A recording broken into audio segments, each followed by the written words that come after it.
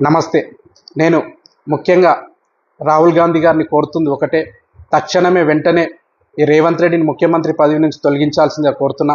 ఎందుకంటే మాకు ఎప్పుడో తెలుసు ఈ రేవంత్ రెడ్డి పెద్ద భూదందా బ్రోకర్, పెద్ద బ్లాక్మెయిలర్. కనిపించిన భూములల్లా కన్నేసి కొట్టేయడమే అతని నైజం. ముఖ్యమంత్రి పదవిలో ఉండి ఏ రోజు కూడా ప్రజలు పట్టించుకున్న పాపం లేదు. ఈరోజు తెలంగాణలో ప్రజలు చాలా ఇబ్బంది పడుతున్నారు. భూముల దందాలని, హైడ్రా అని, మూసీ అని, లగచర్ల భూములు కానీ, ఫ్యూచర్ సిటీ, ఫార్మా సిటీ అని పేరు చెప్పి ప్రభుత్వ భూములు కానీ, ఇటు పేదల భూములు కానీ గుంజుకునే ప్రయత్నం చేస్తుండు.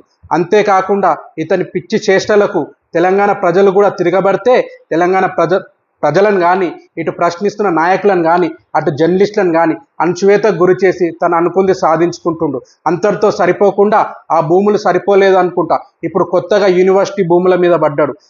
అది మన జాతీయ పక్షి అయినటువంటి నెమలిని హింసించుకుంటా మన భారతీయుల ఆత్మగౌరవం దెబ్బతీసేలా ఈరోజు హెచ్సిఏలో జరుగుతుంది. నోరు లేని మూగ జీవాలు రోదన మంచిది కాదు. ఈ నేల మీద బతికే హక్కు మనకు ఒక్కరికే లేదు. ఎవరైనా సరే వాళ్ళ పార్టీలో ఉన్న వాళ్ళు అతనికి అర్థమయ్యేటట్టు చెప్తే బాగుంటుందని నేను అనుకుంటున్నా. అదే కాకుండా ఈరోజు గతంలో చూసుకుంటా విద్యార్థి ఉద్యోగాల కోసం, నోటిఫికేషన్ల కోసం మా ఉస్మానియా యూనివర్సిటీలో ఉన్నటువంటి మా విద్యార్థి నాయకులు అడుగుతూ మోతీలాల్ నాయక్ అనే ఒక విద్యార్థి నాయకుడు ఆమరణ నిరాహార దీక్ష కూర్చుంటే సస్తే సావని అన్నట్టుగా తను అనుకున్న మొండితనాన్ని నిరూపించుకుండు. అంతేకాకుండా ఈరోజు హెచ్సిఏలో విద్యార్థులు కూడా వాళ్ళ స్వార్థం కోసం చేస్తలే ఉద్యమం, భూములను కాపాడ కోసం చేస్తే వాళ్ళపైన లాఠీ చార్జ్ చేసుకుంటా, అరెస్ట్ చేసుకుంటా నీ పంతం నెగ్గుకుంటున్నావు. ఈ పాపం ఎవరు మూట కట్టుకుంటారు?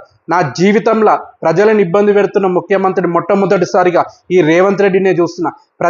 ప్రజలు నీకు అవకాశం ఇచ్చింది, ప్రజల్ని ఏదో మంచి చేస్తావని. అంతేకాకుండా నీకు స్వార్థంగా నీ భూముల దందాల కోసం కానీ, నీ సొంత పనుల కోసం కానీ అధికారాన్ని అడ్డు పెట్టుకొని ఇది కరెక్ట్ కాదు. ఈరోజు ప్రజలందరూ అనుకుంటారు ఇందిరమ్మ రాజ్యం అంటే ఏదో జరుగుతుందని చెప్పి. నిజంగా ఈరోజు ఇందిరమ్మ రాజ్యం అంటే ఒక ఎమర్జెన్సీ పాలనగా అయిపోయింది తెలంగాణ రాష్ట్రంలో. Indira is India, India is Indira అన్న రోజులు ఉన్నాయి. అట్లాంటిది నీ ఇందిరాగాంధీనే ఓడగొట్టిరు. ప్రజలు తలుచుకుంటే నీ ఇందిరాగాంధీని ఓడగొట్టిరు. నువ్వెంత అది గుర్తుపెట్టుకో. ఇప్పటికైనా చిల్లర పనులు మానుకొని మంచిగా ప్రజలకు మంచి పాలన అందించమని నేను కోరుతున్నా.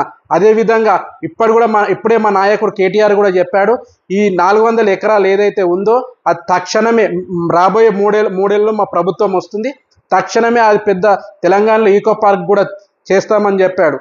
కాబట్టి నేనేమంటున్నా అంటే ఈ రేవంత్ రెడ్డికి కానీ, కాంగ్రెస్ ప్రభుత్వాన్ని కానీ రాబోయే రోజుల్లో మీరే బుద్ధి చెప్పాలి. మీ ఓటుతోటే బుద్ధి చెప్పాలి.